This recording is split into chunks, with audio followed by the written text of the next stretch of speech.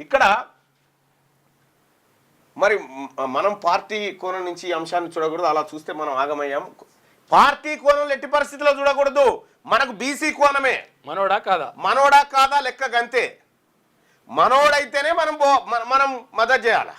అందుకోసమే ఈ దక్షిణ భారతదేశంలో ఉన్నటువంటి ఎంపీలందరికీ నేను రిక్వెస్ట్ చేస్తా ఉన్నా, ఈ బీసీ బిడ్డ రాధాకృష్ణన్ను గెలిపించండి అని చెప్పి రిక్వెస్ట్ చేస్తా ఉన్నా.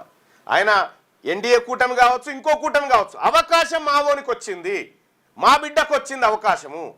మా బిడ్డకు అవకాశం ఇచ్చినోనికి మంచి జరగాలని కోరుకుంటాం. రాష్ట్రపతి ఉపరాష్ట్రపతికి పార్టీలు ఉండవు, అయిన తర్వాత ఉండవు.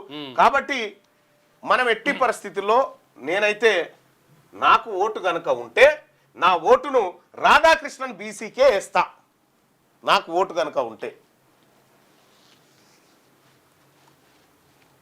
తెలుగువాడ ఆత్మగౌరవం ఎన్నడన్నా ప్రెస్ మీట్ పెట్టి ఇదే ఇట్లా ప్రెస్ మీట్ ఆయనను ప్రకటించంగానే ఈయన ప్రెస్ మీట్ పెట్టి ఆత్మగౌరవం ఇయ్యాలి. అదికొచ్చిన అది నీ కొడంగల్ల బీసీ ప్రజల ఆత్మగౌరవం లేదా?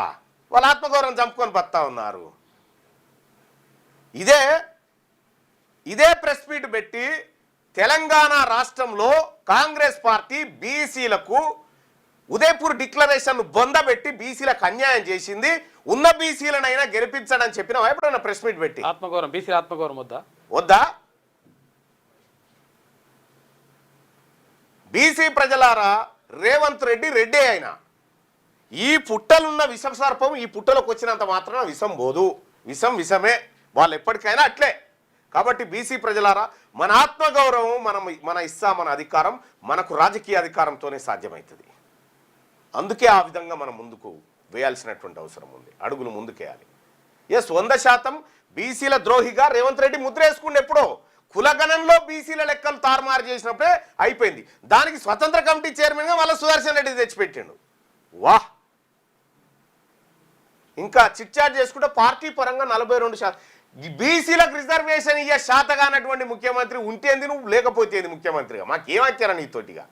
అయిపోయింది నీ పని. నీ డొల్లతనం తేలిపోయింది.